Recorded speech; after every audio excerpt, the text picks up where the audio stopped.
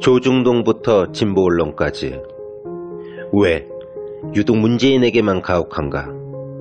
왜곡된 여론전의 숨은 음모는 무엇일까? 조기숙 정치학 박사가 밝히는 왕따 정치의 실체와 7가지 비밀. 악의적 프레임에 맞서는 시민의 힘이 필요할 때 왕따의 정치학. 도서출판 위즈덤 하우스.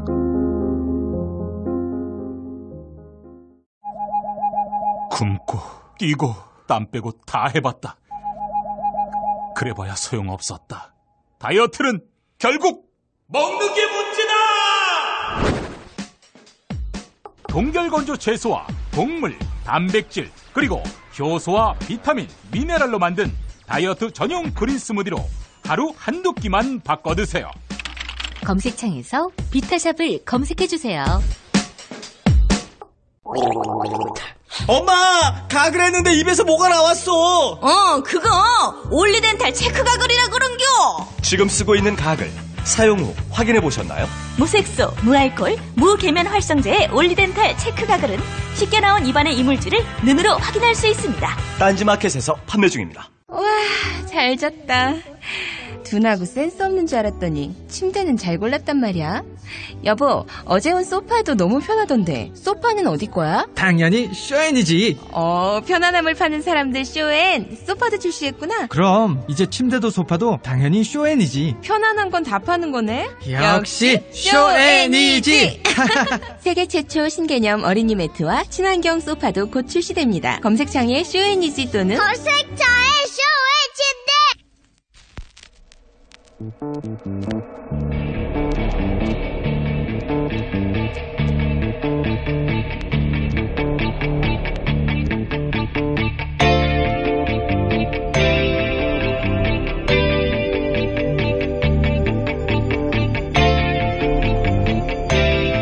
안녕하세요, 김호준입니다.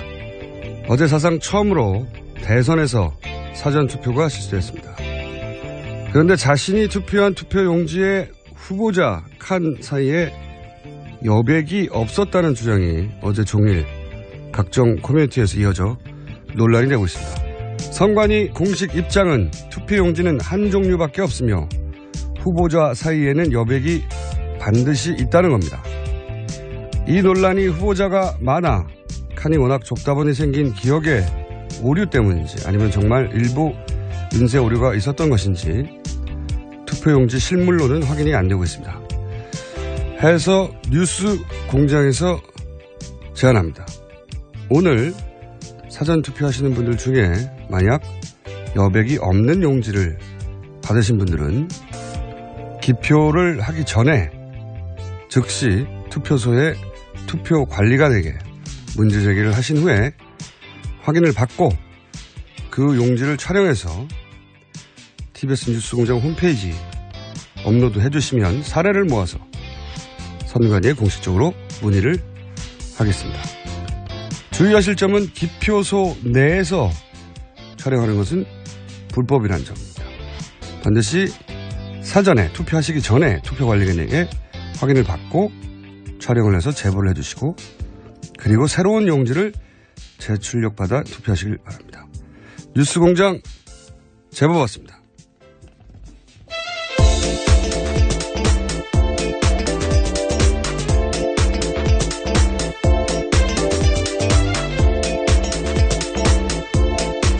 시사인의 김은지입니다. 네.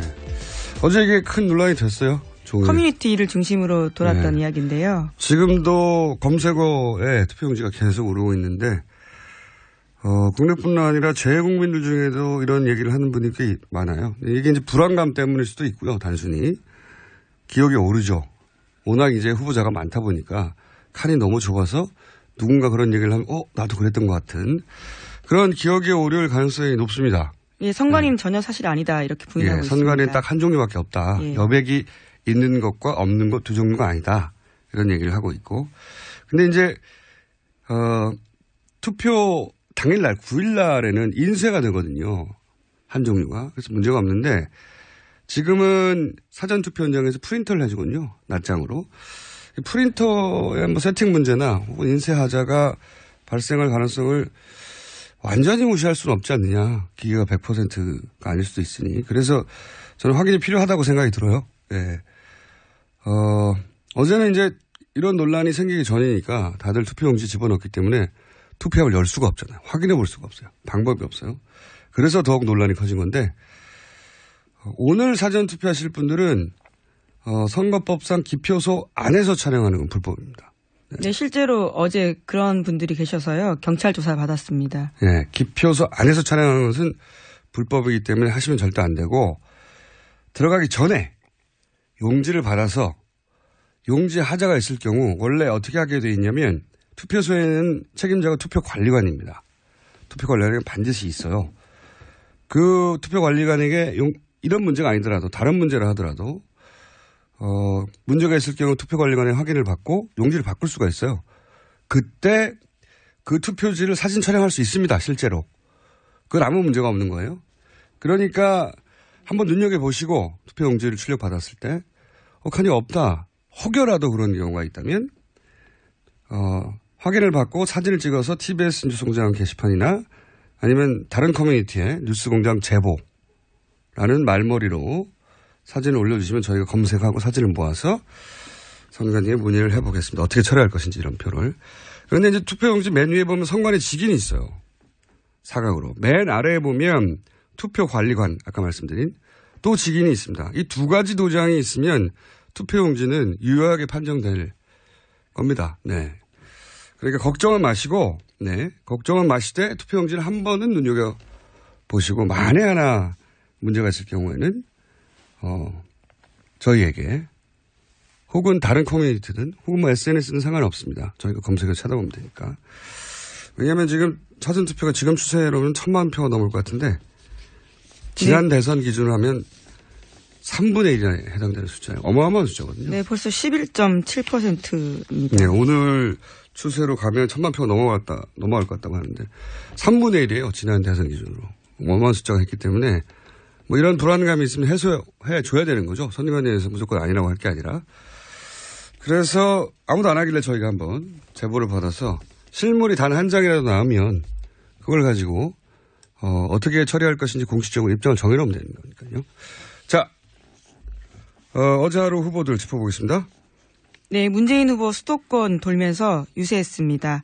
특히 세월호 7시간과 관련된 발언을 해서 화제가 됐는데 압도적인 정권 교체 해달라라면서 세월호 7시간 밝히기 위해서라도 그렇게 해야 된다라는 겁니다. 자, 직접 들어보겠습니다.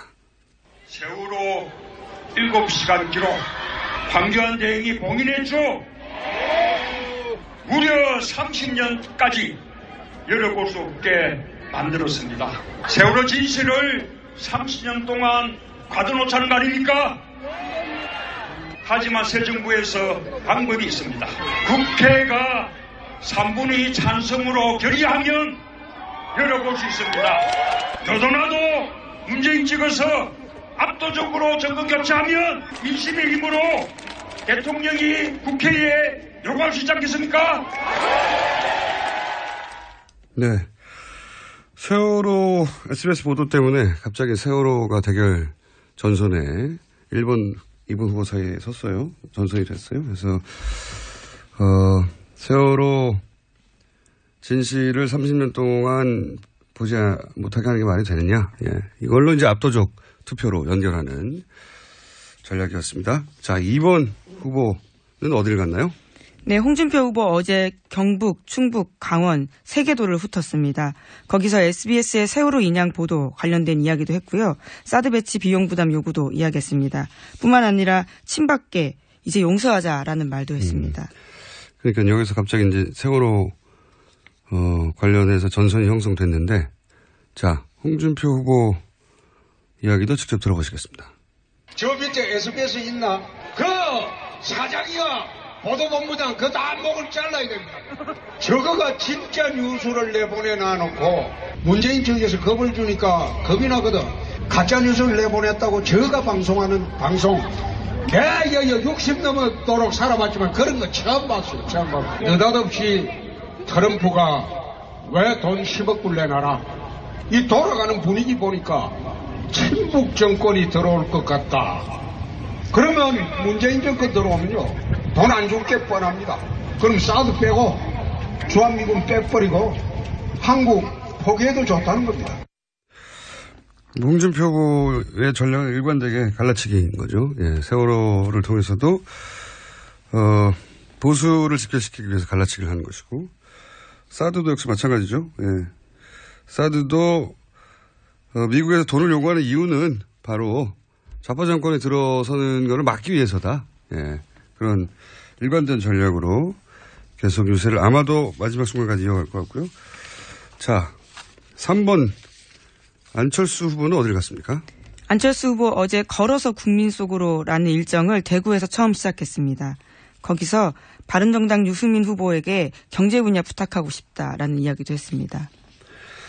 직접 들어보시겠습니다. 제가 집권하게 되면 유승민 후보에게 부탁해서 경제 분야 맡아달라고 하겠습니다. 15% 정도 얻어서 본인이 야당 기득권 가지겠다는 겁니다. 본인 정치적인 입지 위해서 여기 계시는 시민들 이용하는 겁니다. 1번 후보는 또 어떻습니까? 1번 선택하면 바로 그 다음 날부터 우리나라는 반으로 쪼개집니다. 갈등하고 분열하는 5년이 될 텐데 그러면 우리는 후진국으로 추락합니다. 그대로 놔두시겠습니까? 예, 안철수 후보의 처음부터 지속되는 이제 고민인 거죠. 예, 진보, 보수 양쪽의 표를 잡아야 되기 때문에 항상 1번과 3번 후보를 동시에 공략해야 되는.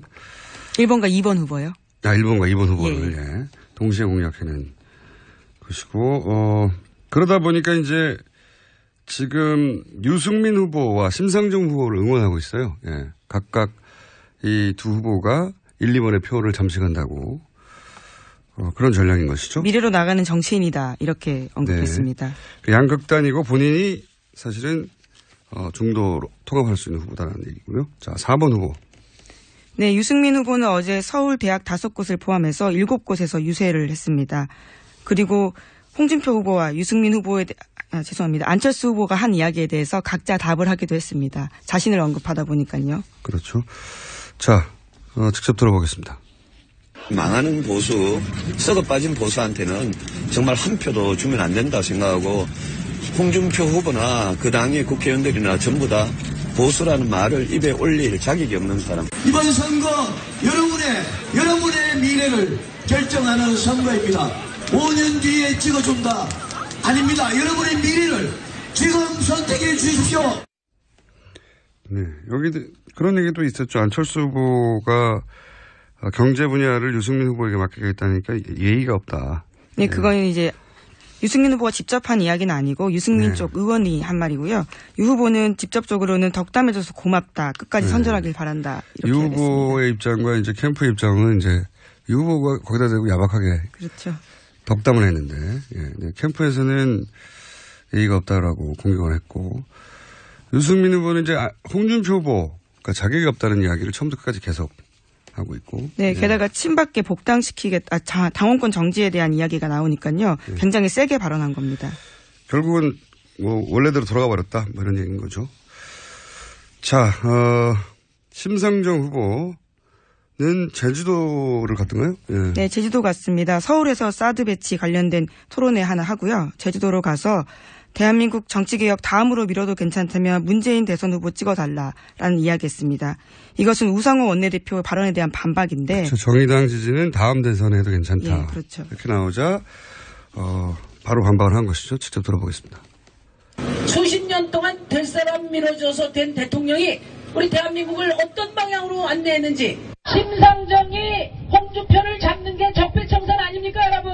변화의 정치, 거침없는 개혁의 정치에 동의하기 때문에 그렇죠 여러분? 제일 까다로운 게 문재인 후보예요. 우리 문재인 후보님 다 좋으신데 너무 약해요.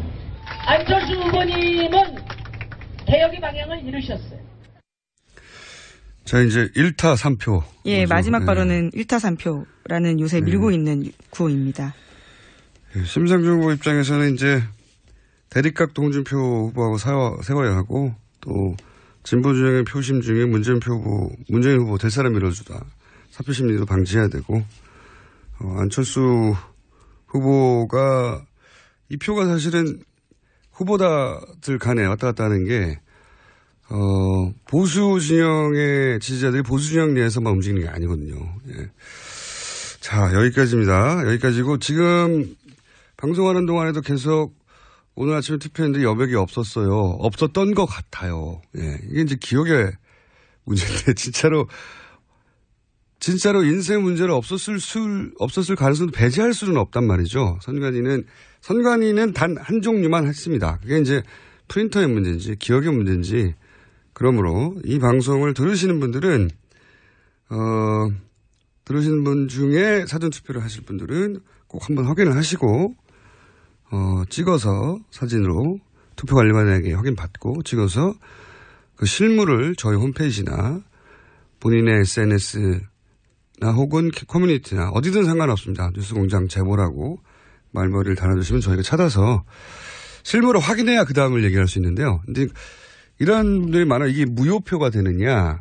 근데 아마 선관위가 그런 실물이 나오면 유권 해석을 공식적으로 내릴 텐데, 아까 말씀드린 도장, 직인과 투표관리관에 직인이 있는 경우에 그거는 발부받은 거거든요. 발부받았다는 건 선관위가 책임져야 될 부분이거든요.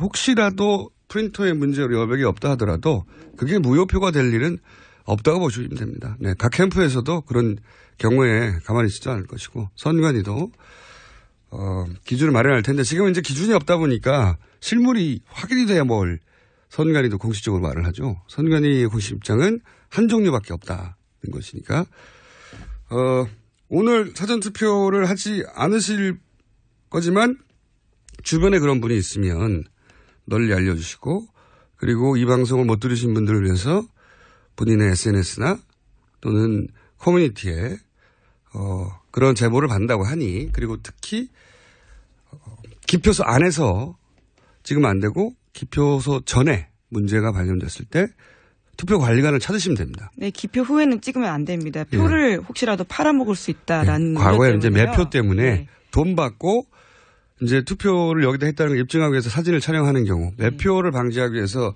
기표소 내에서 투표하는 거는 불법으로 해뒀고 아주 엄격하게 문제 삼거든요. 네. 그러니까 절대로 하시면 안 되고 무효표됩니다. 본인 표가. 그리고 법적 처벌도 받아요. 네. 그건 하시면 안 되는데 들어가기 전에 출력한 표를 이렇게 용지를 보면 금방 알 수 있잖아요. 그러면 투표소에는 투표관리관이 있습니다. 이게 사전투표가 지금 지난 대선 기준으로 거의 3분의 1 정도가 참여할 예상이기 때문에 이거 어마어마한 관심사예요. 그래서 정당이나 선관위가 그냥 단순히 한 종류밖에 없다 하고 지나갈 문제가 아니에요. 예. 불안감의 크기가 1,000만 명에게 해당될 정도이기 때문에 반드시 확인을 해야 되는데 물건이 없잖아요. 꼭 이 방송을 들으신 분들은 주변 지인에도 알려주시고 SNS도 혹은 커뮤니티에도 꼭 그런 제보를 받고 있다는 거 투표관리관에게 확인하면 된다는 거 투표관리관이 반드시 있습니다. 네, 뿐만 아니라 정당 참관인도 각 투표소마다 있어서요. 네. 참관인도 사진을 찍을 수가 있어요. 투표 용지 그 투표자 당사자도 찍을 수도 있고요. 참관인도 사진을 찍을 수가 있습니다.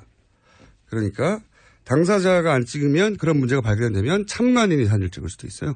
다만 이제 일시, 그러니까 어디서 몇 시에 어느 투표소인지 알아야 저희가 실물을 확인할 수 있으니까요.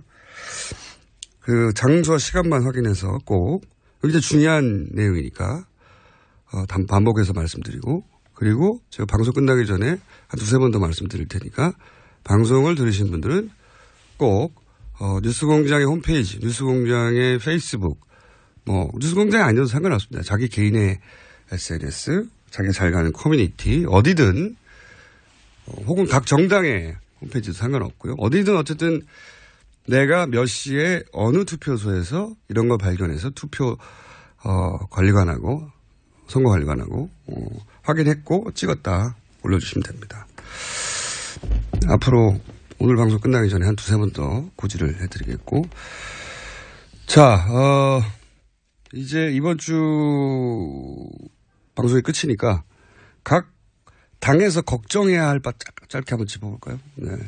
비관적인 시나리오 모두가 긍정적인 시나리오를 말하고 있으니 각 당이 거꾸로 제가 비관적인 시나리오 잠깐 짚어보면 물론 이건 토론회 직후 마지막 여론조사 기준이기 때문에 깜깜한 기간 동안 완전히 또 변할 수가 있는데 제가 한 지난 6개월 동안 계속 지켜왔던 게 뭐냐면 그러니까 후보자를 지지하다가 다른 후보자를 지지하는 이동표로 워낙 이동이 많잖아요, 이번에는. 그렇죠, 예. 그래서 이동표 중심으로 계속 저는 봐왔는데, 문캠프 입장에서 보면 일단 유승민 후보가 상승세인 건 분명하고 이게, 앞으로도 계속 이어질지는 저는 모릅니다. 깜깜이 직전까지니까. 심상정 후보도 강세를 여전히 유지한 마지막 기준으로는. 근데 이 표가 특히 유승민 후보의 상승세, 동정표. 네, 당내 갈등 문제로 네. 벌어진 상황이죠. 이 표가 홍준표 후보에게서 왔을 거란 일반의 착각이거든요. 근데 표 분석을 해보면, 지지자 이동 분석을 해보면 문재인 후보에게서 상당히 갔습니다. 그러니까 여론조사 격차가 크다 보니 어차피 문재인 되는 거 아닌가? 이런 여유 때문에 이 문재인 캠프 입장에서 보자면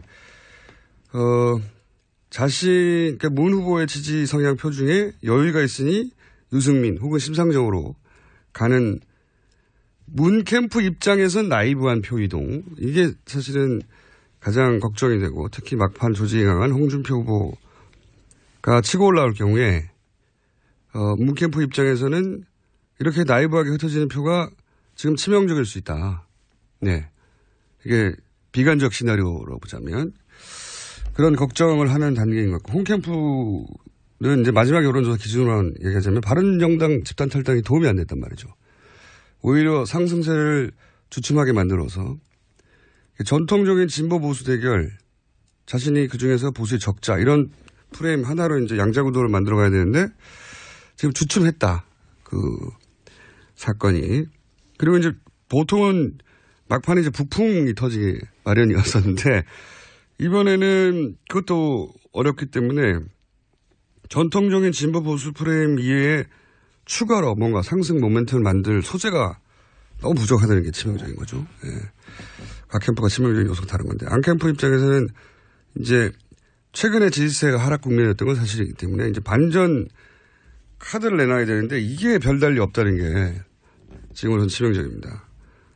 그리고 이제 세월호 SBS 보도 관련해서 박 전 대표를 받았는데 이게 진보 진영 입장에서는 이게 세월호 트라우마에 가까운 사건이거든요. 예.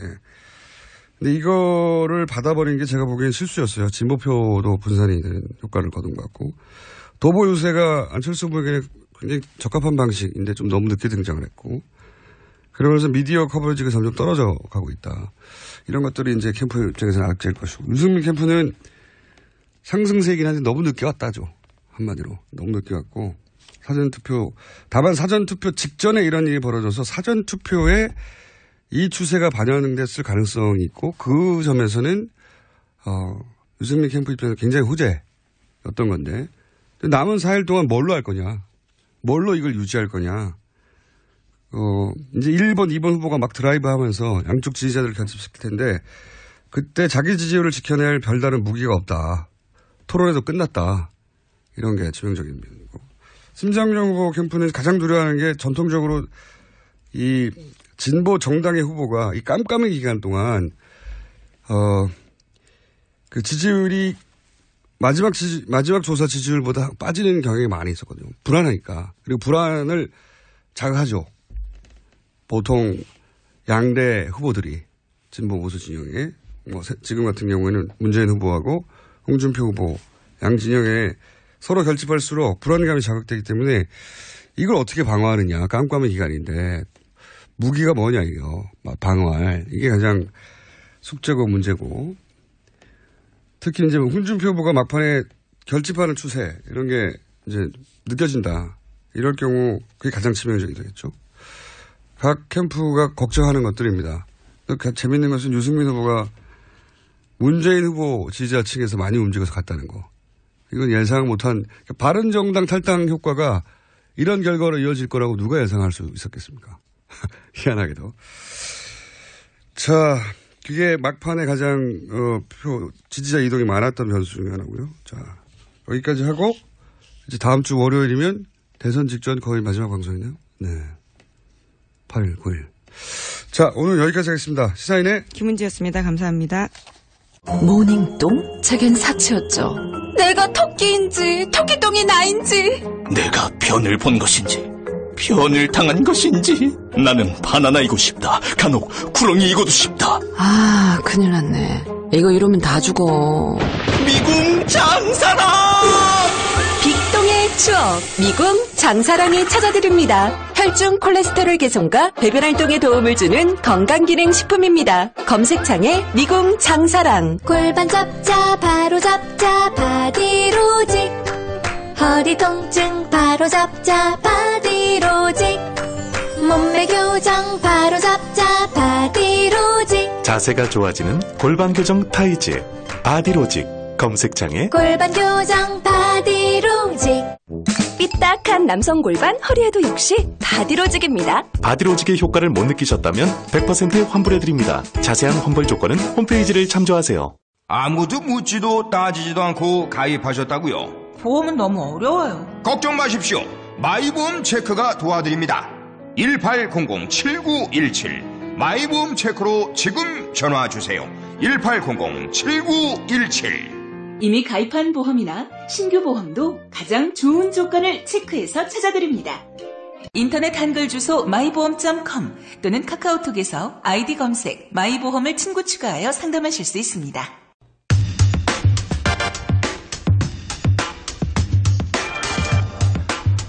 황교안 대통령 권한대행이 어제 마지막 기자 간담회를 했습니다. 이 자리에서 사드 비용은 미국이 부담한다.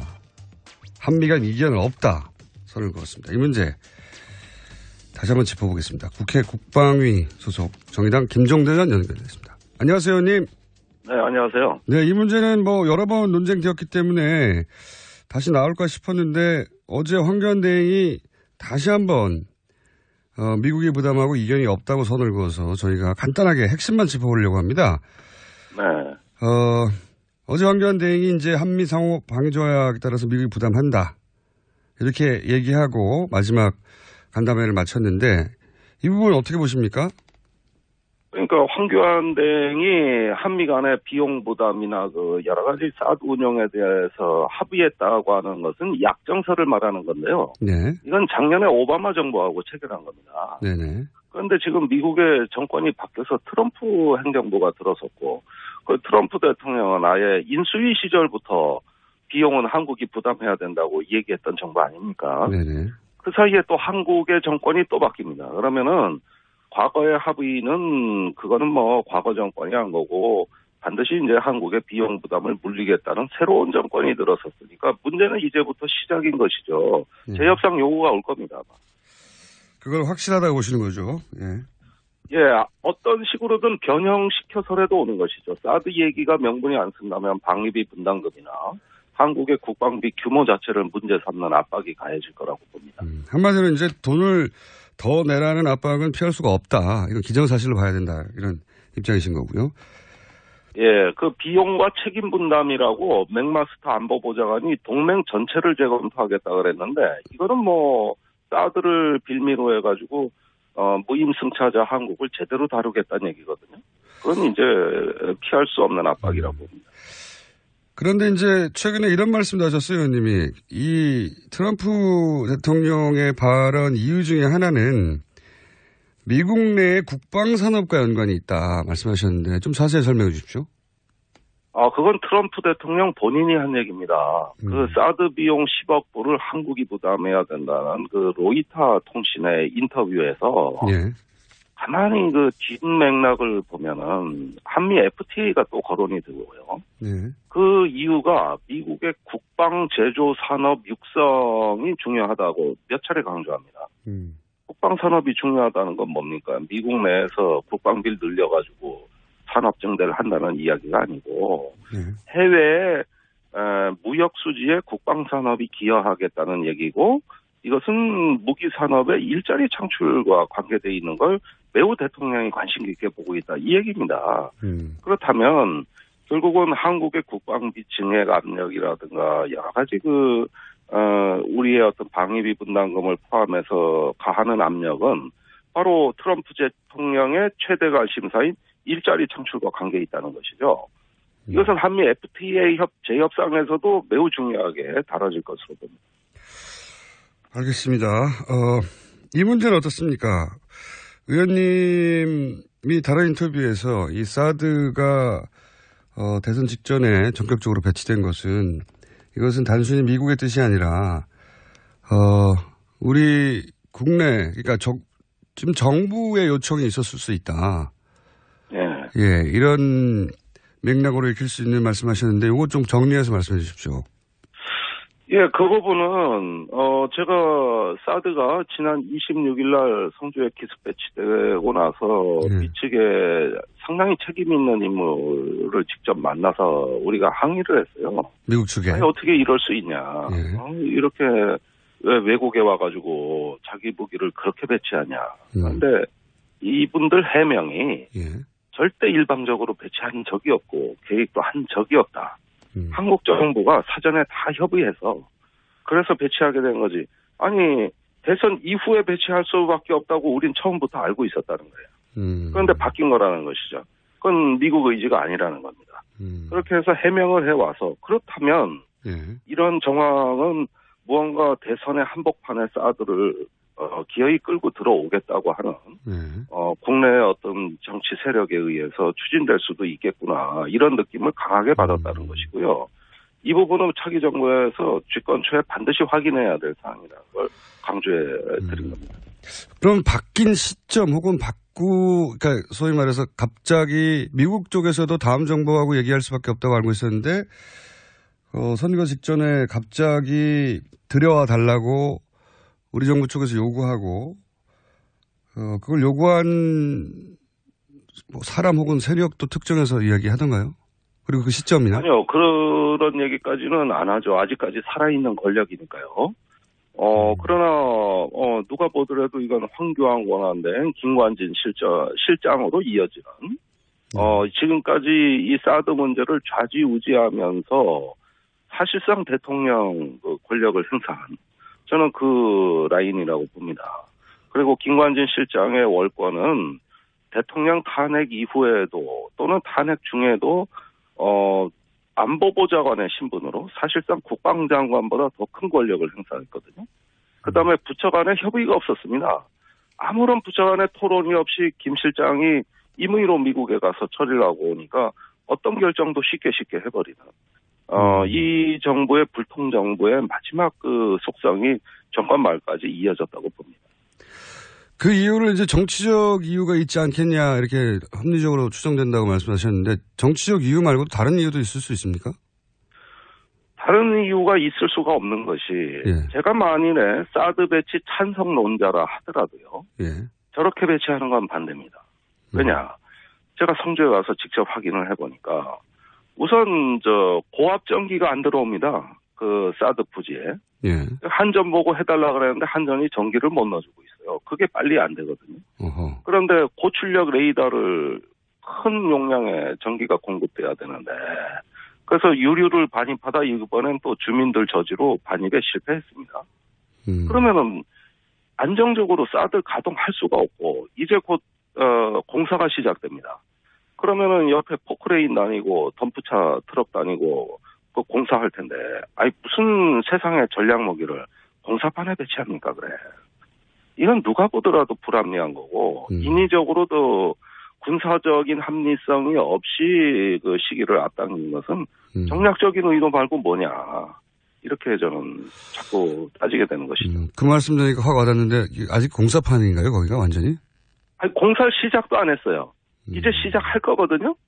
그러면은 거기에 뭐 엄청나게 보면은 그 너절분하게 그래가지고 지금 병사들 한쪽에 사드 세워놓고 옆에 골프놀이 하고 있단 말이죠. 이게 아무리 봐도 정상적으로 작전하는 군대가 아니거든요. 그렇군요. 네. 아니 그렇게 비싼 전략 무기를 아직 공사도 안 끝났는데 그 무기부터 들어왔다는 게 말이 안 되는군요. 예. 그리고 그 사드라는 건 방어 무기라 그랬는데 북한의 공격 의도가 확인 안 된 상태에서 방어 개념부터 먼저 확정했다는 이야기니까 그렇게 되니까 북한이 당장 그렇게 방어한다는 걸 다 관찰하고 그러면 우린 다른 방식으로 공격하겠다.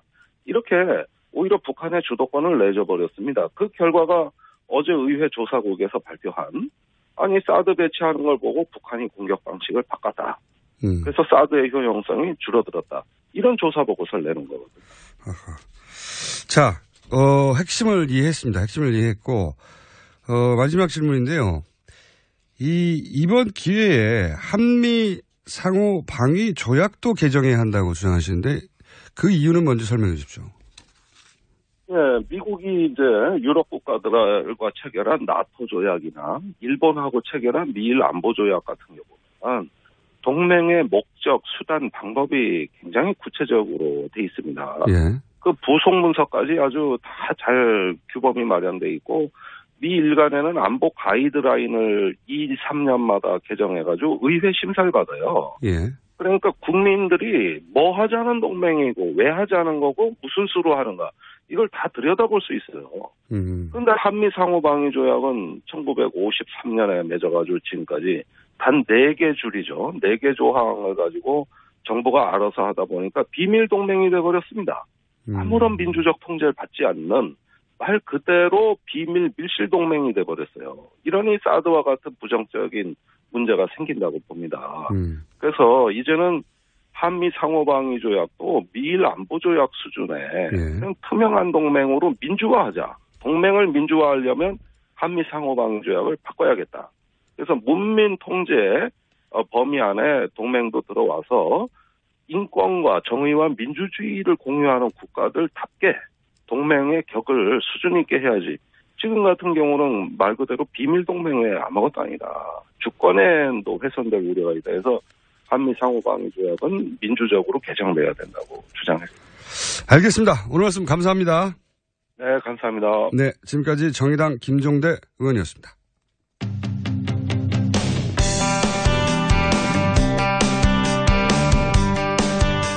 지난주부터 각 당 후보 캠프의 선대위원장 릴레이 인터뷰 진행하고 있습니다. 오늘은 바른정당 정병국 공동 선대위원장 전화 연결되어 있습니다. 안녕하세요, 위원장님. 예, 안녕하세요. 정병국입니다. 네, 다른 무엇보다 앞서 이 집단 탈당 사태를 이야기하지 않을 수 없는데요. 예. 예. 뭐 집단 탈당 며칠 전부터 집단 탈당 그리고 오늘에 이르기까지 급하게 진행됐는데 예. 굉장히 드문 우리 정치사에서 사실 대선 직전에 이런 많은 사람들이 탈당하고 입당하는 게 전례가 없는 일 아니겠습니까? 네. 그 집단 탈당 사태가 왜 일어났고 그걸 지켜본 심정 지금은 어떤지 간략하게 좀 설명해 주십시오. 일단 국민 여러분들께 면목 없고요. 네. 이 정치개혁 변화라고 하는 게 참으로 힘들다 하는 것을 다시 한번 절감했고요. 이게 우리 정치 현실이라 현주소라고 봅니다. 그러니까 지금 말씀하신 대로 뭐 드문 일이라고 말씀을 하셨는데 과거서부터 선거 때마다 이합집산했잖아요. 그렇지만 이렇게 바로 직전에는 없지 않습니까? 예, 글쎄 말이에요. 그 시점이 언제냐는 차이는 있겠지만 그런 행태라고 봅니다. 이게 그야말로 우리가 개혁해야 될 정치개혁의 대상이 아닌가 이렇게 생각을 하면서 정말 씁쓸합니다. 그런데 이제 위원장님도 마지막에 후보 사퇴를 권유했다고 보도가 됐는데 이건 사실이 아닙니까? 알고 계신 거고요. 그런 게 아닙니까? 이제 이분들이 탈당까지 불사를 하겠다. 네. 단일화를 수용하지 않으면 그렇기 때문에 저희들이 일단은 의총에서 3자 단일화를 포함을 해서 논의를 하겠다 하는 입장 정리를 했던 거고요. 예, 저희 공동선대위원장 세 사람의 개인 의견이 아니고요. 의총의 의견이었던 거예요. 이분들의 의견을 수렴을 해서 어떻게든지 당이 갈라져서는 안 되겠다 하는 입장 차원에서 정리를 했던 거죠. 김무성 위원장은 이제 탈당이 처음 이제 선언됐을 때 기자들의 질문에 이런 사태가 벌어진 이유가 뭐냐고 했을 때 이제 소쪽새도 우는 사연이 있다라고 했는데 이게 어떤 의미일까요? 그 나름대로들 다 그 사정이 있다는 얘기 아니겠어요? 좀 구체적으로 어떤 사정들이 있었던 겁니까? 저는 개별적으로 대화를 많이 했어요. 네. 그거 보면은 제일 많이 드는 것이 일단은 그 보수 그 단일화를 통해 갖고 그 정권 창출을 해야 된다 하는 얘기가 첫 번째였고, 두 번째는 지역구 상황이 녹록지 않다. 이 본인들의 기본 조직들이 와해되고 이탈하고 있다. 이런 얘기들을 하는데, 뭐 저는 충분히 그 현실적인 상황은 인식을 해요. 저도 뭐 그런 차원에서는 똑같은 경우를 당하고 있으니까요. 그러나 저희가 분당을 하고 창당을 했던 정신은 우리가 만든 대통령을 우리 손으로 스스로 주도해서 탄핵을 하고 또 이 지경까지 만든 것에 대해서는 공동 책임이 있다. 그렇기 때문에 모든 기득권을 내려놓고 더 이상 이 새누리당을 가지고는 보수를 대변할 수가 없으니까 원점에서부터 새롭게 진정한 보수 정당을 만들자 하고 나왔던 거거든요. 그리고 우리 스스로가 풍찬 노숙도 다 겪고 나가겠다 하는 각오로 나왔는데 그야말로 그 100일을 참지 못했던 거죠. 이게 우리 정치 현실이라고 보고 참 그렇기 때문에 국민 여러분들께 면목이 없는 겁니다. 황영철 의원은 탈당계를 내지 않고 철회를 선언했고 그러면서 탈당계를 냈던 의원들 중에 몇 분은 복당할 의사가 있는 것으로 본인은 안다고 인터뷰를 했는데 혹시 위원장님이 아시기에도 그렇습니까? 예, 뭐 저에게도 개인적으로 전화가 오신 분도 있었고요. 예, 통화를 했는데 간접적으로 전달받은 사람도 있고요. 그런데 이제 황영철 의원은 탈당계를 내지를 않았었고요. 그러니까 철회를 한 것으로. 예, 그렇기 때문에 뭐 본인이 철회하면은 자동적으로 그냥 스테이 되는 거예요. 머물 수는 그대로 변동이 없는 건데 다른 분들은 탈당계를 냈기 때문에 만약에 그분들이 복당을 하고 싶다라고 하면은 복당 절차를 밟아야죠. 당원 당규에 명시되어 있습니다. 그렇기 때문에 그 절차를 통과를 해야지만 복당이 되는 거죠. 그래서 그 절차는 알겠는데 제가 궁금한 것은 그런 의사가 있는 분들이 여전히 있고 그럴 가능성들이 계속 남아 있습니까?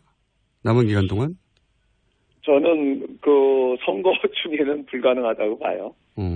그러면 그분들이 자유한국당으로 지금 아직 그 입당 절차가 완료되지 않았는데 그분들이 자유한국당으로 입당하는 거는 또 이 짧은 기간에 일어날 수 있을까요? 그냥 무소속으로 끝납니까 이분들은? 저는 뭐 자유한국당의 입장인데 제가 뭐라고 말씀은 드릴 수가 없고요. 다만 어제 홍준표 후보 얘기는 다 받겠다라고 사무총장한테 지시를 했다고 하고요.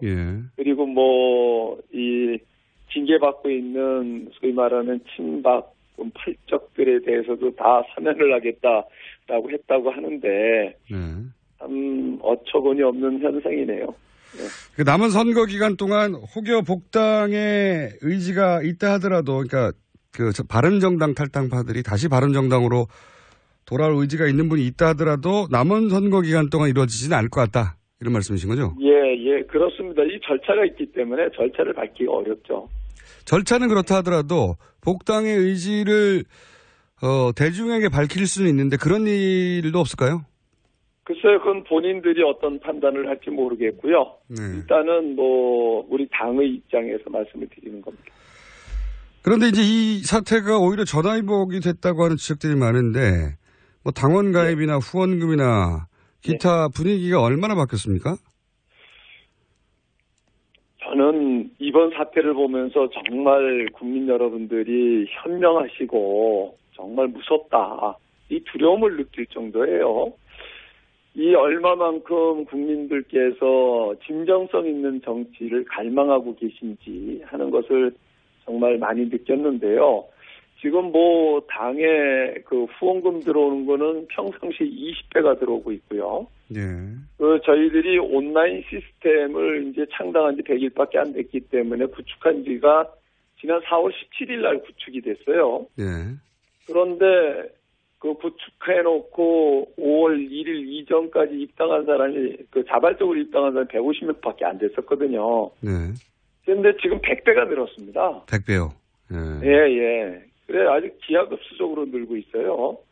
그래서 그걸 보면서 오히려 전화위복이 됐고 그동안 대선 국면 속에서 바른정당이 창당된 것에 대해서 묻혀있던 것이 오히려 각인을 시켜드렸고 바른정당이 지향하는 것이 뭔가에 대해서 다시 한번 보시게 됐고 이탈한 사람들은 왜 이탈하게 됐는지 남은 사람들은 왜 남았는지 결국은 정말 감사하게 생각을 하는 것은 우리 바른정당의 창당 정신을 국민들이 다시 한번 인식을 해주시고 지금 살려주고 계신다. 이게 참 두려움을 느낍니다. 네. 알겠습니다. 그러면 바른정당 내 분위기도 상당히 많이 바뀌었겠군요. 의원들의 분위기나. 예, 그렇습니다. 그동안에 이제 어떻게 보면은 현장에 나가서 활동을 하면서 굉장히 의기소침돼 있었고 그랬던 분들이 저희들이 이 사태가 일어나자마자 바로 전국 당협위원장 연석회의를 했었는데요. 거기에서 오신 분들이 전부 다 현장에서 국민들이 바라보는 눈길도 바뀌었고 대응도 바뀌었고 너무 우리에게 따뜻하게 대해준다. 이런 얘기들을 많이 듣고 어제 하루 종일 저희들이 유세 현장을 돌면서 후보하고 같이 돌면서 느낀 것은요. 그야말로 특히 젊은 층에서 대학가에서 아주 열광적이에요. 정말 감사하게 생각을 하고 이러한 국민적 열망을 어떻게 우리가 잘 수용을 해서 국민이 바라는 혁신적인 보수, 개혁의 보수의 길을 잘 정립을 해나갈 건가 두려운 마음을 가지고 가고 있습니다. 근데 방금도 말씀하셨지만 이게 표심이동을 여론조사 기관에서 분석한 걸 보면 이게 이제 홍준표 후보 측에서 온 게 아니라 의외로 문재인 후보나 이렇게 40대 이하의 진보적인 성향의 유권자들이 유승민 후보 이제 경제정책 같은 경우는 상당히 진보적이기도 하니까요. 예, 그분들이 많이 오고 있다 젊은 층이. 이런 분석. 저는 이제 그동안 우리가 이제 제가 보수 정치를 하면서 보수를 대변하는 정치를 하면서 지금까지 선거를 하면서 현장에서 보지 못했던 것들을 보는 거예요. 그동안에는 대부분 다 연세 많으신 분들이 유세 현장에 있으셨다라고 하면 지금 유세 현장에서 나이 드신 분들을 보기가 오히려 어려워요. 굉장히 이게 이제 변화라고 생각하고 저는 젊은 사람이라고 해서 무조건 진보라고 보지는 않아요. 다만 그동안 우리가 가짜 보수라고 해서 버리고 나온 새누리당을 중심으로 한 자유한국당에는 지금까지 그러한 구태 정치를 했기 때문에 이분들이 등을 돌렸고 차선으로 대안을 선택을 했던 것이지 그런데 그러한 분들이 진정한 보수를 대변하는 바른정당에 대해서 눈을 돌리기 시작을 했고 그분들이 이제 다시 제자리 찾아오는 거라고 저는 생각을 합니다. 알겠습니다. 새로운 젊은 보수층을 만들어내고 있다. 제가 그렇게 이해했는데요. 그런데 지금 현실적인 물론 모든 후보들은 당선을 목표로 합니다만 캠프는 또 현실적인 목표가 있을 테니까요. 현실적인 목표가 어떻게 됩니까? 저희 이제 이미 여론조사 공표 기간이 끝났기 때문에 공표는 하고 있지 못합니다만은 여론조사 결과가 상당히 유의미하게 지금 나타나고 있어요. 유의미하게 상승하고 있다 이렇게 보십니까? 그러니까 아주 상승세를 지금 타고 있는데 저는 이번 선거 결과가 상당히 지금까지 여론조사 결과는 다른 유의미한 결과를 가져올 거다 이렇게 봅니다. 알겠습니다. 모든 캠프가 그렇게 얘기해가지고요. 그래요? 다른 데는 다 자기들이 당선된다고 그러지 않습니까? 바른정당에서는 당선이 아니라 지금까지와는 다른 유의미한 변화를 목격하게 될 것이다, 결과로. 그렇군요. 그러면 최소 3위 정도는 가능하다고 이렇게 캠프에서는 판단하고 있습니다. 일단은 다른 사람들이 얘기하듯이 그렇게 얘기하고 싶지 않으니까요. 알겠습니다. 자, 시간이 거의 다 돼서 오늘 또 사전투표가 있으니까요. 이 방송 듣고 투표를 하시는 분도 있습니다. 유권자들에게 마지막으로 한 말씀 부탁드립니다. 국민 여러분, 사전투표 어제 오늘 이틀간에 진행이 되고 있습니다. 저도 어제 사전투표를 했습니다마는 홀가분하게 결정하십시오. 그리고 여러분들이 전략적 투표하시면 안 됩니다. 그 결과가 대한민국을 이 지경으로 만들었다고 생각을 합니다. 여러분들이 소신투표하십시오. 소신껏 진정으로 대한민국을 위해서 대한민국의 미래를 누가 담보해낼 수 있는지, 어느 세력이 담보해낼 수 있는지 판단하시고 그 소신투표하시길 바랍니다. 꼭 투표하십시오. 네, 감사합니다. 예, 감사합니다. 지금까지 바른정당 정병국 공동선대위원장이었습니다. 3부에서 뵙겠습니다. 김호준입니다.